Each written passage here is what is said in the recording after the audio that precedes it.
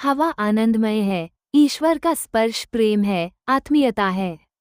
वायु हर दिन भगवान का संदेश लेकर निकलता है कि मैं आपका बच्चा बन गया हूँ। अतः यदि कोई सच्चा देवता है तो वह वायु है। हमारे पंडित भी कहते हैं कि तदेव रूपदिल्लिम, ये पल पल नया, हर दिन नया महसूस होता है। मज़ा क्या है? हवा का एक झोंका जो पल पल ताज़ा लगता है, आत्मीयता का स्पर्श लाता है, अज्ञात का संदेश लाता है जिसमें भगवान कह रहे हैं मैं तुम्हारा हूँ। हाय भगवान, क्या तुम सिर्फ मेरी हो जाओगी? आप सैकड़ों लोगों का ख्याल रखते हैं, तुम अकेले मेरा थोड़ा ख्याल रखना। लेकिन भगवान कह रहे होंगे, ओह तुम क्या जानते हो, जब एक शेठजी अपने परिवार से कहता है मैं 10 लोगों तक पहुंच रहा हूं, यदि वह कहे ओह लेकिन किस लिए, तो यह आपके लिए आग है पागल। वे आप तक पहुंच रहे हैं आपके लिए उपयोगी होना, ताकि यदि आज यह उपयोगी न हो तो कल उपयोगी हो सके। आज कुछ लोग शेठजी से मदद की उम्मीद में संपर्क करते हैं। कुछ लोग इसलिए मदद मांगते हैं क्योंकि उन्हें लगता है कि कल वे उपयोगी साबित होंगे। इस प्रकार भगवान कहते हैं कि यह सत्य है कि मैं ही संपूर्ण ब्रह्मांड तक पहुंचकर इसका पालन कर रहा हूं, किंतु क्या तुम इसका कारण जानते हो? आपके लिए, आपकी मदद करने के लिए, आपके लिए उपयोगी होने के लिए।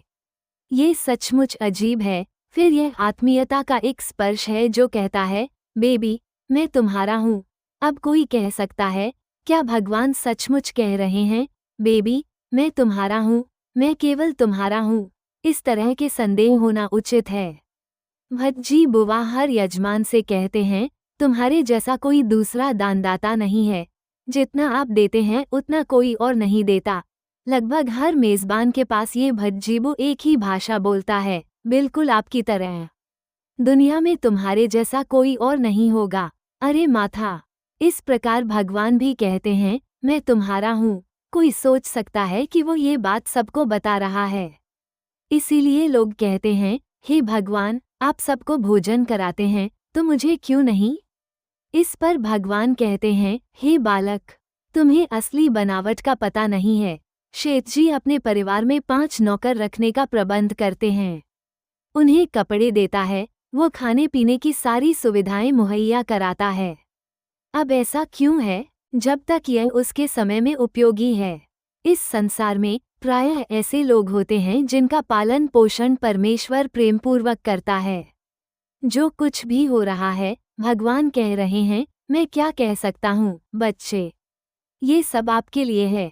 आपको नए रूप देखने चाहिए, आपको विभिन्न पहलुओं में सुंदरता देखनी चाहिए, यह आपके अपने भले के लिए है। परमेश्वर का ये संदेश जीवन की सांस द्वारा संप्रेषित किया जाता है।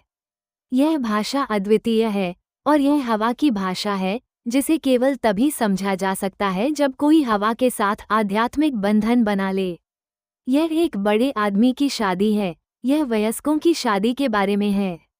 यह वो हवा है जो भगवान और उनके भक्तों द्वारा एक दूसरे को भेजे गए प्रेम पत्रों को ले जाती है। माता सीता को और कौन अधिक प्रिय होगा?